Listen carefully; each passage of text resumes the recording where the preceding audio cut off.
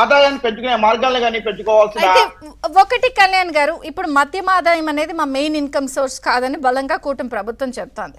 సరే, వచ్చే ఆదాయాన్ని కూడా 30 ఏళ్ల పాటు గత ప్రభుత్వం పెట్టేసింది. సరే, ఆ పాయింట్ అలా పెట్టుకున్నా, నేను అనేది ఏంటంటే ఈ తీసుకున్న నిర్ణయాలు వెళ్తున్న విషయాల్లో ఇంకా ఏదైనా కాన్సన్ట్రేట్ చేయాల్సిన నిర్ణయాలు ఉన్నాయని మీకు అనిపిస్తుందా? అంటే మీరు గ్రౌండ్ లెవెల్లో చాలా మందితో మాట్లాడుతున్నప్పుడు కానీ, లేదు ఇంకా కొంచెం వీళ్ళు ఈ నిర్ణయాన్ని కూడా ఫోకస్ చేస్తే బాగుంటుంది అని. అంటే యాక్చువల్ గా చెప్పాలంటే మేడం, గత రెండు నెలలు దాటింది అనుకుంటాను కొత్త ప్రభుత్వం వచ్చి. సుమారుగా 2 నెలల దగ్గరలో ఉన్నట్టుంది. జూన్ అంటే ఇప్పుడు ఆగస్ట్ అంటే 2 నెలలు కంప్లీట్ అవ్వాలి ఇంకో రకంగా చెప్పాలంటే. ఈ 2 నెలల కాలంలో వాస్తవంగా చెప్పాలంటే ఈ ప్రభుత్వం చాలా వరకు ముందుకెళ్ళిందనే చెప్పొచ్చు. ఇందాక మనం చెప్పిన మీరు ఉదాహరించిన 4 అంశాలతో పాటు ముందుకెళ్ళిందనే చెప్పొచ్చు.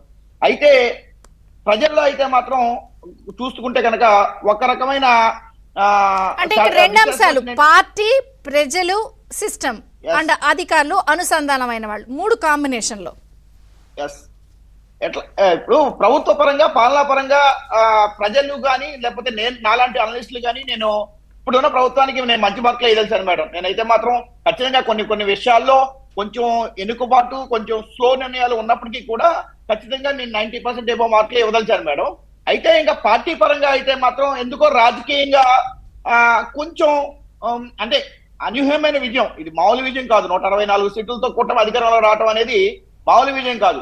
అయినప్పటికీ కూడా ఆ రకమైన ఎఫెక్ట్స్ అనేది చూపించట్లేదు అనేది అయితే మాత్రం పార్టీ పరంగా అయితే మాత్రం ఉంది మేడం.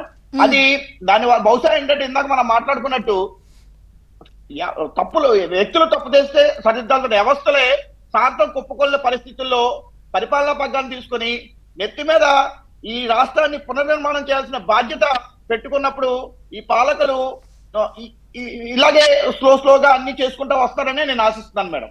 అంటే ఒకటి మీరు అన్నారు, సో అడ్మినిస్ట్రేటివ్ వైజ్ నిర్ణయాలు బాగున్నా రాజకీయంగా కొంత వేగం పెంచాలి అంటున్నప్పుడు, నిన్న రాజకీయంగా కూడా ఏపీ స్టేట్లో కూటమికి గుడ్ న్యూసేగా. గ్రేటర్ విశాఖలో వైసీపీకి షాక్ తగిలింది. జీవీఎంసీ స్టాండింగ్ కమిటీ ఎన్నికల్లో కూటమి క్లీన్ స్వీప్ చేసింది. అది రాజకీయంగా ప్లస్సేగా ఒకటి.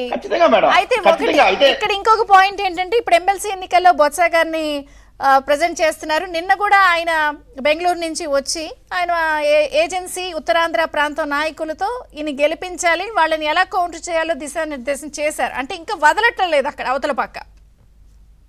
Exactly madam. అంటే ఇక్కడ జరిగింది ఏంటంటే మేడం, ఇంత దారుణమైన ఓటమి తర్వాత వీళ్ళు కుంగిపోయి బాధపడిపోతున్న పరిస్థితి ఏం కనిపించట్లా. మేమే రైట్, వాళ్ళే తప్పు అన్నట్టు కనపడుతుంది.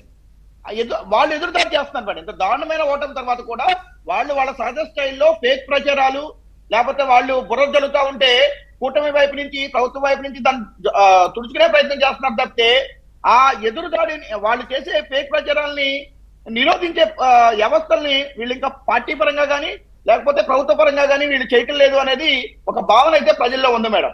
ఇక్కడ ఇంకో విషయం కూడా చెప్పదలుచాలి మనం. ఇక్కడ మనం ప్రజల్లో కనుక తాజా ఎన్నికల్లో ప్రజల తీర్పు కనుక చూసుకుంటే, ప్రజలు నిష్పష్టంగా విస్పష్టంగా మేము జగన్మోహన్ రెడ్డి అనే నాయకుడిని ఎట్టి పరిస్థితుల్లో యాక్సెప్ట్ చేయము, ఇతను ముఖ్యమంత్రిగా కూడా కాదు కదా, ప్రతిపక్ష నేతగా కూడా పనికిరాడు అనే విధంగా విస్పష్టంగా తీర్పు అయితే ఇచ్చారు మేడం. ఆ తీర్పుని అవకాశంగా తీసుకొని ఆ తీర్పుని గౌరవిస్తూ రాజకీయంగా అతన్ని కనుక సమాధి చేయలేకపోతే కనుక అది ఇప్పుడు అధికారంలో ఉన్న పెద్దల యొక్క తీవ్రమైన